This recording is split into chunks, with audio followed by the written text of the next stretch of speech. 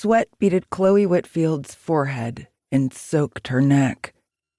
Her loose-fitting shift-style dress was a mass of wrinkles.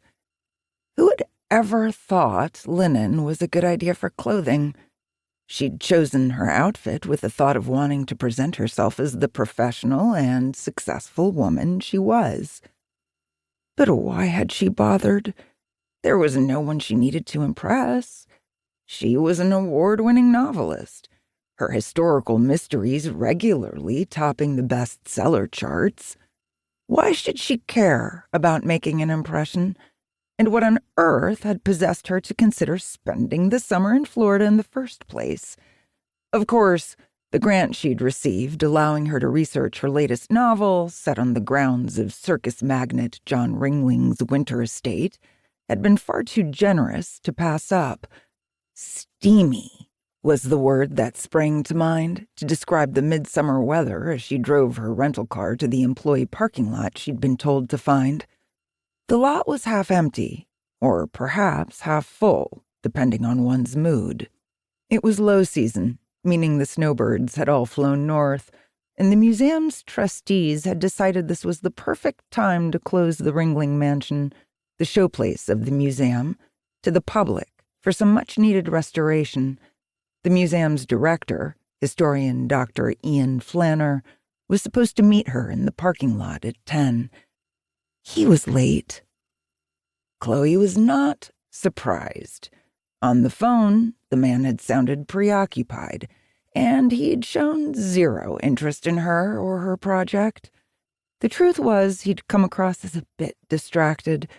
She'd pictured a gray-haired, absent-minded professor type approaching retirement, a man who saw the clock ticking on his own career and had little interest in furthering hers.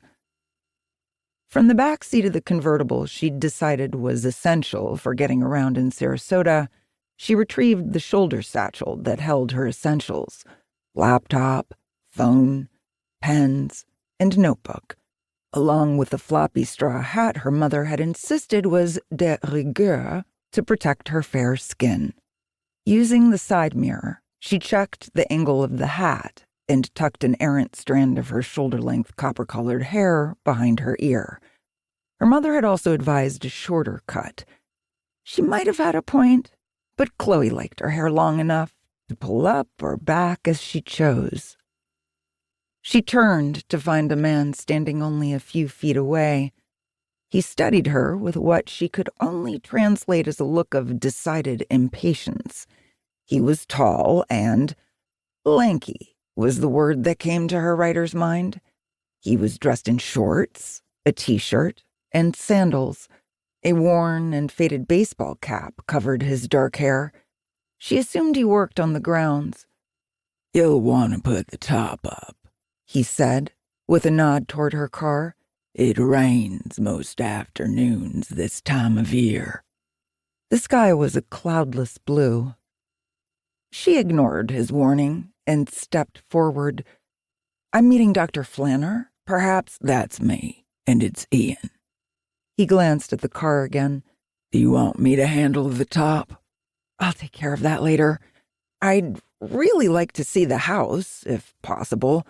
I'm on a tight deadline, and the sooner I have a feel for my setting, the better." He shrugged. "Suit yourself. Have you got everything?" he asked, with a nod toward her satchel. Her luggage was crammed in the trunk.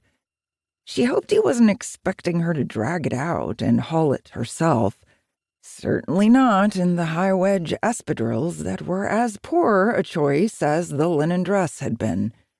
"I have more stuff in the trunk. Perhaps..."